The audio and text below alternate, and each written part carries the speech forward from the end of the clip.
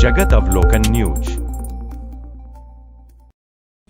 मैं जोगिंदर वर्मा, प्रदेश अध्यक्ष सोनकार सेवा संघ हरियाणा रजिस्टर्ड। आज हमारी आदरणीय नरेंद्र मोदी जी की आत्मनिर्भर अभियान के तहत हम हर बच्चे को, हर युवा को जागरूक और आत्मनिर्भर बनाने के लिए कार्यशाला रखी गई है, जिसके अंदर हम हर समाज बंधु को आत्मनिर्भर बनाएं और स्वदेशी पर लोकल फॉर वोकल का जोर दें।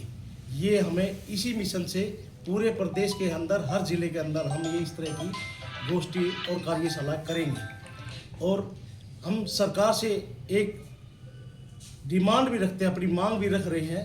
एक हमारे इसी तरह की कार्यशाला अजमेर संस्थान जो पूरा प्रदेश में एक, पूरे हरियाणा का एक बने, इसकी हमारी एक मुख्य मांग है। और एक श्रृंखला बोर्ड का गठन हो, ये सरकार से हमारी विशेष मांग रही है। और राजनीति के अंदर हमारी विशेष भागीदारी हो, समाज की विशेष भागीदारी। अभी तक हमारे समाज की भागीदारी नहीं हुई है। सरकार से हमारी मुख्य मांग ये है, हमारी राजनीति के अंदर भी भागीदारी हो। इसलिए हम इस तरह के कार्यशाला और गोष्ठियाँ कर रहे हैं हर जिले के अंदर। और हम इस मुहिम के अंदर आज पहली रोहतक के अंदर हमने ये कार्यशाला रखी है, जिसके अंदर पूरे प्रदेश से 22 के 22 जिलों से पदाधिकारी और समाज बंधु और युवा बड़े जोश से आए हुए हैं यहाँ, जो अपने आत्मनिर्भर कैसे करोगे? आत्मनिर्भर हम अपना संकार जो रोजगार, पहले हम हुनर जो था अपने हाथ, शिल्प कारीगर अपने हाथों से करते थे, लेकिन अब मशीनी युग आने की वजह से हमने अपना काम छोड़ दिया। काम मशीनी युग में ज़्यादा परिवर्तित होगा, लेकिन आदरणीय नरेंद्र मोदी जी ने उन कारीगरों को उत्साह और प्रोत्साहित करने के लिए अनेक स्कीमें दी हुई हैं। उन स्कीमों को फायदा देने के लिए ही ये कार्यशाला और गोष्ठी का आयोजन किया गया है, जागरूक करने के लिए। कितने लोगों ने भाग लिया? कहाँ से? ये 22 के 22 जिलों से करीब 350-400 आदमियों ने यहाँ पार्टिसिपेट किया है। और बड़ा उत्साह और जोश से इन्होंने अपना पार्टिसिपेट और बहुत ही जोश के साथ इस काम को दोबारा अपने लोकल फॉर वोकल पे काम लगे हुए। आपने राजनीतिक भागीदारी की बात की, किस तरह की भागीदारी अच्छा है? हमारे समाज की चेयरमैन से लेकर MLA MP तक हमारी भागीदारी बराबर हो, हम ये हमारी डिमांड मुख्य है। क्योंकि चुनाव तो हो चुका है, तो MLA सांसद वो तो नहीं, तो चेयरमैन की कहीं ना कहीं हो, या आप राज्यसभा की सीट खाली हो रही वो उसकी डिमांड कर रहे हो? राज्यसभा में भी हमारी डिमांड है और चेयरमैन में भी हमारी मुख्य मांग है।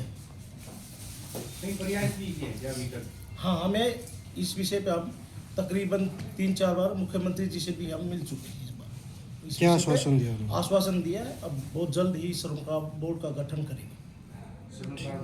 श्रृंखला बोर्ड का गठन करेंगे, जिससे हम अपने समाज में आने वाली छोटी छोटी बातों को, जो हमारी कठिनाइयाँ हैं, उनसे हम वहीं एक बोर्ड के माध्यम से निजात मिल सके। आज के मुख्य अतिथि कौन आते हैं?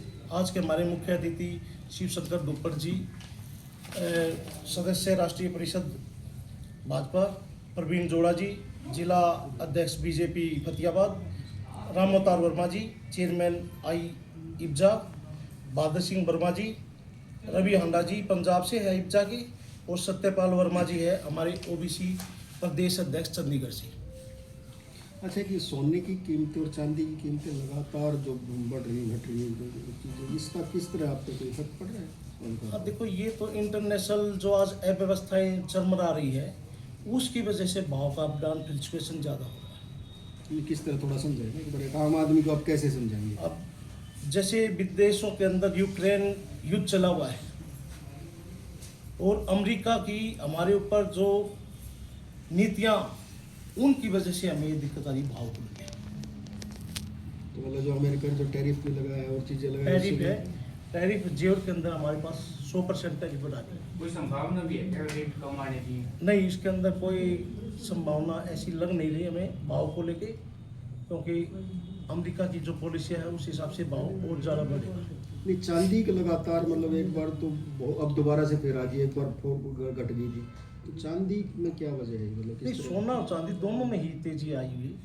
नहीं, चांदी का तो ये बता रहे, एक तो जो सोलर ज़्यादा आइटम है, या जिस तरह इलेक्ट्रिक ये गाड़ियाँ जो आ रही हैं, इसमें ज़्यादा इस्तेमाल होती है, उस वजह से ये देखो चांदी की हमारे कई ट्रेडों में भी, जैसे अपना हेलीकॉप्टर के पार्ट है उसके अंदर भी ज़्यादा यूटिलाइज है, और हमारी मेडिसिन के अंदर भी यूज़ हो रहा है इसका यूटिलाइज ज़्यादा। इसमें महंगाई का व्यापार पे भी कोई असर पड़ा है? हाँ, इसका भाव की वजह से हमारा तकरीबन करीब 50% का भाव का बड़ा इफेक्ट है उद्योग।